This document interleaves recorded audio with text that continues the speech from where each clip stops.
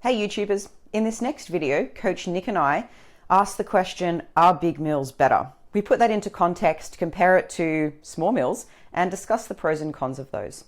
Okay, enjoy.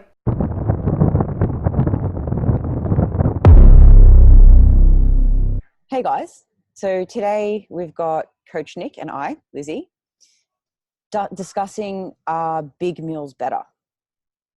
And better than what and for what, I guess we have to start defining. So Nick, do you want to take us through better than what and for what? Yeah, so are big meals better? So I guess the obvious comparison is to small meals. So are big meals better than small meals for, and we'll go through a bunch of scenarios, but like muscle gain, weight loss, appetite control, that sort of thing. So if we go through all those things and just compare them to the opposite, which will be smaller meals, more frequent meals, then I think we'll get a good idea of where we're trying to go with it. Cool. Awesome foundation. We should also probably mention that we're talking about this in the context of the same standard calories over the day. So would we be better splitting up, pick a number, 3,000 calories into 3 meals of 1,000 or 6 meals of 500, or having 3 meals of 800 and then 200 calorie snacks? So we're talking about this in the context of same calories split up differently. So what would be the pros and cons of that? So Nick, do you want to take us maybe over some pros and cons of having really large meals and either no or little snacks? Yeah, so pros of having large meals and no little snacks would be things like if you're in a working environment where you maybe can't get access to food regularly enough to eat more frequently. So then obviously you still need to fit the same amount of calories in for the day, just in different windows. So I know if you work like an office job and they don't let you eat at your desk, for example, you might be stuck to your breakfast before work, lunch at work, and dinner after work, and they might be the only times you can eat. And if that's how it works for you and that's the most convenient way for you to eat, then straight away you've got a pro there for eating bigger meals less frequently. Other times, big meals less frequently could work would be, actually it would be bigger meals probably more frequently, just less of them if you were doing something like intermittent fasting, so time restricted eating. So you might have 8 hours of the day where you're eating, and then in that time you might want to have 3 big meals rather than trying to fit in like 6 small meals into 8 hours. You'd just be eating the whole time. Sounds like heaven to me. Except for the other 16 hours. Yeah, that's true. Absolutely. So great point. Lifestyle and personal preference. For some of my clients who get a little bit hangry and they find that if they give a lot of their calories to only 3 big meals and don't do much snacking between, they find, some of them, that they get so hungry by the time it's mealtime again that they make poor choices. So if you're somebody that is just so busy you don't have time to think about food, like you said, Nick, awesome. Yep. But if you find that you get to that meal and you make poor choices because you're hangry, it could be worth either having smaller meals more frequently, but also learning to deal with feelings of hunger, and remembering that it's not an emergency. You're not going to die if you feel a little bit hungry. Yeah. And just understanding the difference between physical hunger and a craving. And having those longer periods between meals might help you in the same way as like a longer fast would, where you start to understand what that feeling of hunger actually feels like, and learning how to control that and having a plan rather than just going, to the vending machine or whatever. Having a plan when that meal time comes around that you will eat these things, maybe in a certain order or maybe just, in the order that you prefer. But making sure that your priority is on the foods that you need to eat or want to eat. Yeah. Rather than want to eat. I was having a coffee with my friend Tyson yesterday, and I was eating a Lamington with my coffee. And he knows what I do for a job, but he doesn't really know anything beyond that. And he said to me, so is today like your cheat day? Not knowing that I don't have cheat days. And I said, I told him, no, it's not at all. He's like, but you're eating a Lamington. And I said, yeah, I eat chocolate every day, which is true. Not in the form of a Lamington, but I do eat some form of Yeah. chocolate every day because, like, what's the point of living? You Yeah, know? without chocolate. Yeah. By the way, that is the meaning of life, chocolate. If you weren't aware. And so I was just explaining to him that, it comes down to total calories in the day. And he asked me about, eating every 3 hours to stoke the metabolic fire. And I was explaining to him that the body's a little bit more complicated than fire and wood. And that is Yeah. entirely a theory. I don't know if you think that's worth picking apart today, Nick, but that's a common misconception when people are talking about meal frequency, that they need to eat every 3 hours. And we know that total calories over the day and total protein is what's actually going to make the biggest difference to your weight and your body composition. Yeah, definitely. Mm. I would say like meal frequency is relatively, unimportant in the context of your overall diet. Depending on your goal, it might have more importance, but this whole stoking the metabolic fire or whatever that is, it's just like woo-woo stuff made up by somebody trying to sell you their diet plan or their shakes or whatever they're trying to sell you. Like there's no actual, you can't stoke your metabolism. Wish it was that easy. It works. Yeah, how good would that be? Yeah, absolutely. But while we're talking about meal frequency, maybe we should touch on muscle protein synthesis quickly here. Yeah. If intermittent fasting works for some people in the sense that they get to eat more food in a smaller period of time, so they can feel fuller and include more calorie dense foods in larger portions. But one of the downfalls of having such a big fasting window there is we aren't optimizing muscle protein synthesis because we're going for so long without protein. But we also shouldn't freak out and say we have to eat protein at 3.5-hour intervals. Otherwise, we're in a catabolic state. Things don't move that quickly. But we can think about spreading out at least a nice bolus of protein throughout the day, maybe in 4 blocks or so. But the calories outside of that can be spread out a little differently. Also not absolutely mandatory. It's just if we're thinking about optimizing our protein intake there. Yeah, definitely. Like if you want absolute optimal protein intake, if you want to be in the exact optimal diet and you're training optimally and you're looking to gain every gram of muscle that you can, then yeah, you might want to think about protein frequency and hitting leucine threshold and initiating muscle protein synthesis.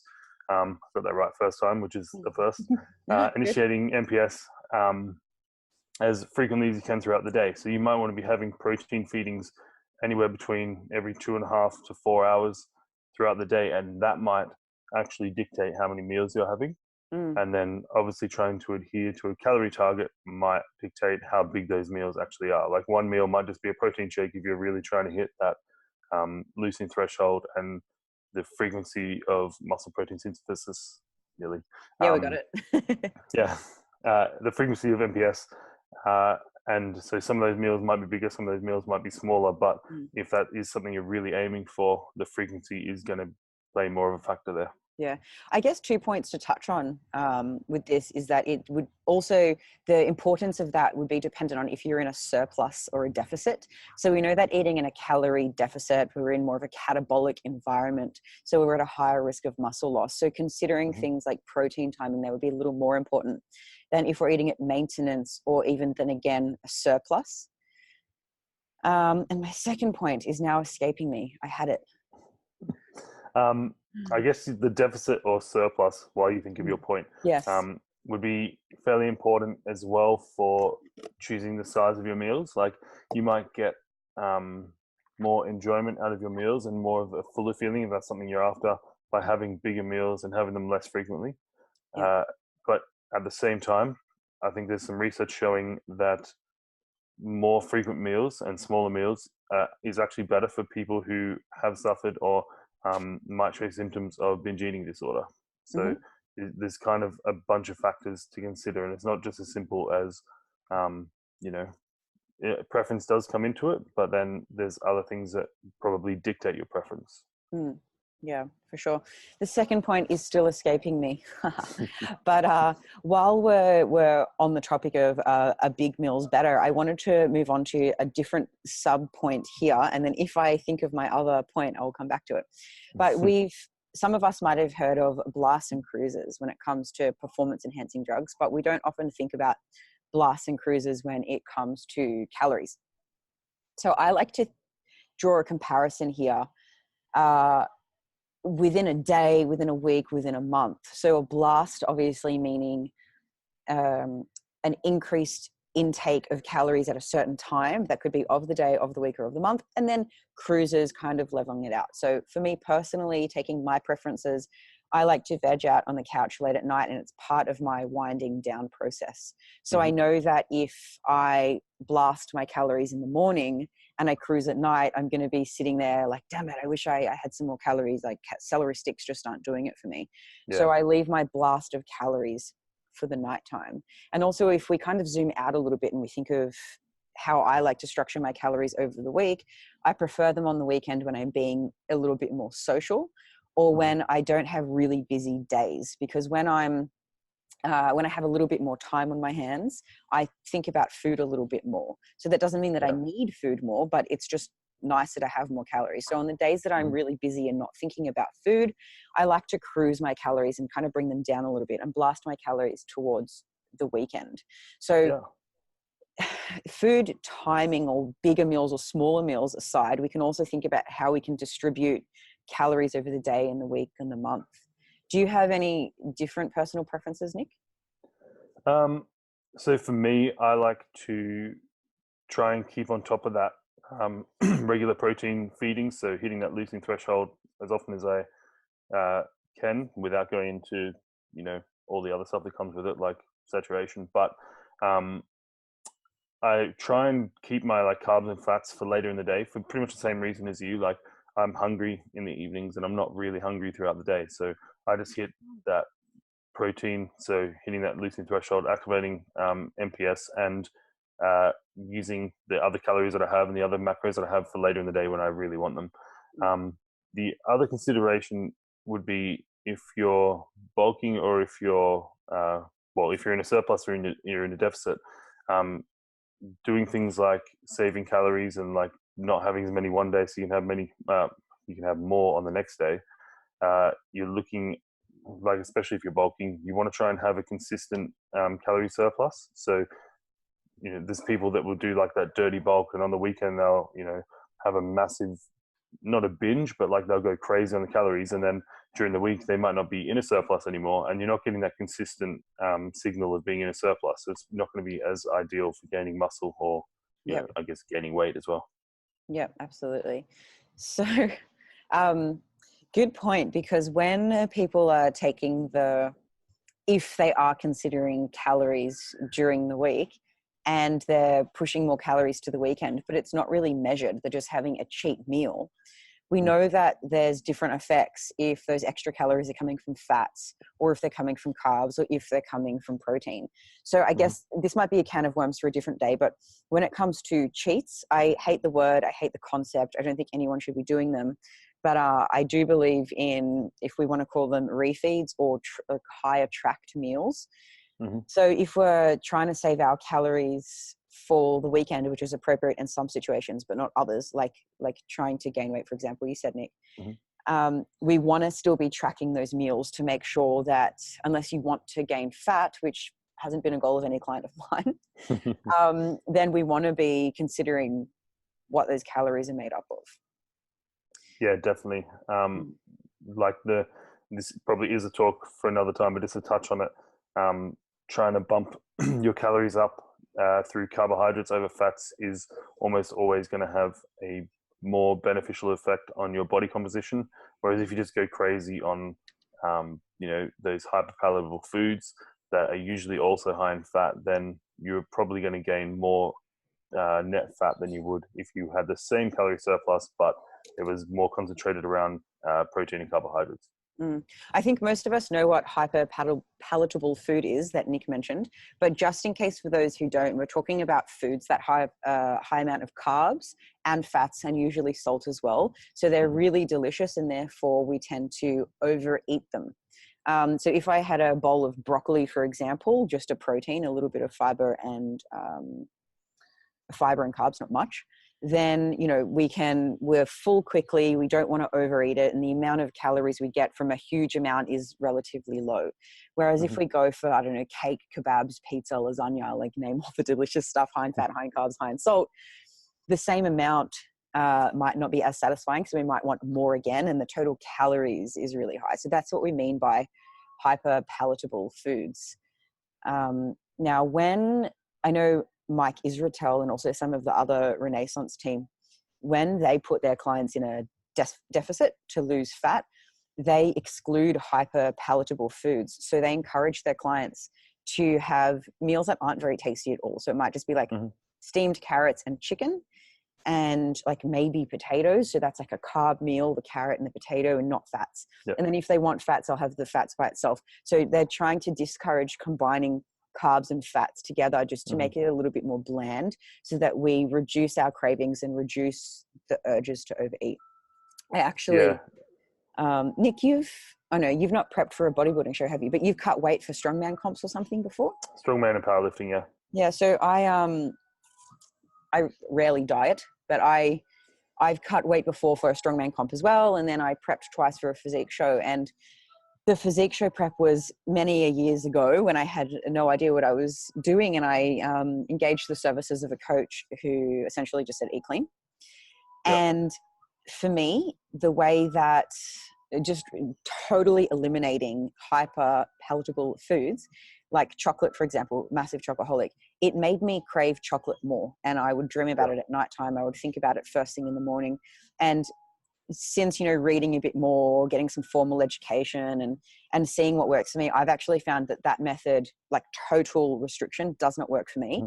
Even when I'm dieting and keeping my calories low, I can keep my cravings at bay by having 2 squares of chocolate at nighttime, by finding some low carb hot chocolate, by having things like a diet jelly and diet cordial. So even though, the science backs reducing or even eliminating hyperpalatable foods, it depends what works for you. I've also had some clients who, I can think of one client in particular who loved, what's the green chips? Light and tangy. And she would just eat a family bag of it. And she just said, I know, but I don't want to diet because I love light and tangy chips. So what I did is I just gave her 30 grams of light and tangy chips a day because personally for me, I know that's what works best because I still get a bit of what I love. But I can still lose the weight that I need to lose for the comp, or whether it's physique components. It's kind of like 2 methods you can use with it. If you look at the literature, it actually backs both methods. And I know like Stephen Guyenet, he backs the total restriction of those hyperpalatable foods. But once again, it doesn't work for everybody. There are people where you need to still include that in small amounts. And there's evidence showing that after just a couple of bites, your actual craving for that food doesn't trigger the same response. So you've tasted it, and now the reward you're getting from it diminishes each time you taste it again. So having that little bit in there, and then like that 30 grams of light and tangy chips or 2 squares of chocolate, for some people is going to work better than complete restriction. And then for other people, complete restriction is going to be what works. I was going to finish with Leisha. Whoops, we can cut the name out. I was going to finish with the client that I gave the light and tangy chips to. She told me later that she pretended that she really enjoyed it because I was really excited about her having it every day. But really she found it so difficult and she preferred totally abstaining from it altogether. Yeah, there you go. But it was, we also need to find what works to lose the weight initially and then what works long term. I'm not sure if totally cutting out light and tangy chips forever and ever and ever is the answer to maintaining the weight that she lost. So maybe while calories are lower while we're losing weight, and then maybe reintroducing portion controlled serves when calories come back up to maintain the weight lost was probably the best answer. Yeah, definitely. And that's the thing with diets, and everyone used to say, "Oh, your diet has to be sustainable," but actually, if you're aiming for fat loss or something like that, sustainability isn't actually something that really needs to be considered, because you could be, uh, losing weight for a certain period of time. Bless you. Thank you. I And muted just in time. you could be losing weight for a certain period of time, and then after that, the habits you use to lose weight might not be the same ones you need to maintain weight. So to bring it back around to bigger meals less frequently better, or smaller meals more frequently, that might change depending on what phase you're in. You might prefer bigger meals while you're losing weight, and you might prefer, smaller meals while you're maintaining. It could just be, down to preference and down to the phase of dieting you're in. We can probably also think of meals, like big and small meals, as actual food on the plate and calories. So I can have a small meal on the plate. There's not much food there, but the calories are really dense. So it means I could cook my meat in butter. I could have avocado. I could add olives, rice, or I could have a really big meal in the sense that my plate is really full, but fill it with like fruits and vegetables and potato and lower calorie things. So we can think of it two ways as well. For those who have a smaller appetite than their calorie needs, they probably want to reduce the volume of food they're eating, but still keep the calories up, where it would be the other way around if the appetite is high and the calories are low. So two ways to think of it there as well. Yeah, definitely. All right, Nick, would there be any other considerations before we wrap it up? I guess you could look at things like bigger meals might, even if they are less frequent, or if they're using like an intermittent fasting protocol, bigger meals could end up with things like gastric distress. So looking at how your body handles those bigger meals, and I'm talking like bigger in volume, usually bigger in calories, and small volume will have a similar effect as low in calories and still small volume. And I guess connect the dots in my head. Yep. Yeah. So like I'm talking like volume, that's where you're going to get gastric distress, whereas high calorie, low volume is probably going to have a similar amount of effect on your gastric system as a low calorie, low volume food or meal. Yeah. And also one thing to add is that it doesn't have to be one or the other. You might have 2 big meals and 3 small meals, or whatever your preference is. Like, I guess comparing them, to each other might leave like a black or white situation here. But what I want to stress is that you don't have to have big meals less frequently or small meals really frequently. You could have medium meals and you could have 4 a day, or you could have, like I said, 2 big ones, 3 small ones, or whatever. Do you think it's really annoying to our audience that they always listen to these talks and walk away with, well, what's the bloody answer? Because the answer is always, it depends. Yeah, but it's sorry, the guys. answer is always, it depends, right? And it's always going to take into account a number of factors. Yeah, absolutely. Well, I hope this has been helpful to listeners, and you can start to think about what works well for you, what your preferences are, and what works with your lifestyle as well, which could be different during the week as it is to the weekend or holidays, whatever. Yeah. Cool. All right. Well, thanks for listening, everyone, and thanks for your time, Nick. Guys. No worries. Thank you. Bye. Thanks very much for watching, guys. I hope you found it useful. Be sure to like and subscribe if you haven't already. Check out the description if you want to find us on social media, Facebook and Instagram, or if you just want to keep up to date with the other cool stuff we've got going on. Thanks for watching. See you in the next one.